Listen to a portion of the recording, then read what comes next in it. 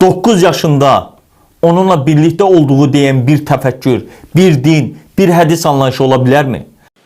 Fikirləsə nəyi gətirir, hansı məsələni? O məsələni gətirir ki, bizim cəmaat işləyir də. Yəni, Rusiyada publika işləyir. Cəmaat görür, nəyi qəbul eləməz, onu gətirir. Hiləgərdir. Təsəvvürlə, o vaxtın urfun gətirir, o vaxtın adəti. Hansı ki, o vaxtı o şey adi bir şey idi. Məryəm Yusuf Nəccarla, İsa'nın anası.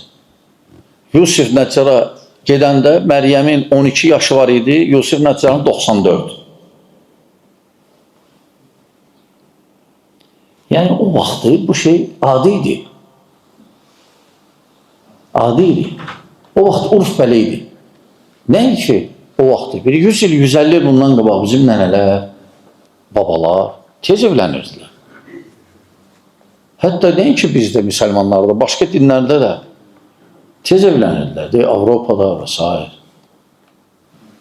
Tez evlənirdilər. Burada bir şey yoxdur. Sadəcə insanlar uzaqdır o bilgilərdən. İnsanlara belə təqdim edirlər ki, bu nədir? Hətta İbn-i Şam'ı ittiham edir. İbn-i Şam Rahiməllah'ın böyük alimi. Peyğəmbər sallallahu aleyhi ve sellem bəli evlənib. Birinci Ayşə radiyallahu anh yetim deyildi. Qalmışdı kimsəsiz. Şərəfli bir ailədən idi. Atası Abu Bakır. Anası da var idi. Əgər də eyb olsaydı, hələ Yahudilər, Nəsranilər, münafiqlər dolu idi. Qaldırlardılar bu məsələni. Bu nədir? Belə. Heç kəs heç demədi. Çünki o vaxtı bu adi bir şey idi. Görürsən, zındıqlara gətirirlər qəsdən. Gətirirlər cəmaatı, beynin oynatırlar ki, buna bax, buna bax.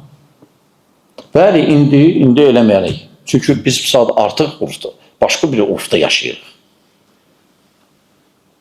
Yəni, başqa bir yanaşmada yaşayırıq.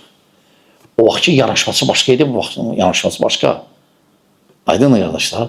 Lakin onlar təqdim eləməyin məqsəd nədir? Peyğəmbər sallallahu aleyhi ve sellem ittiham eləməkdir. Pis göstərməkdir.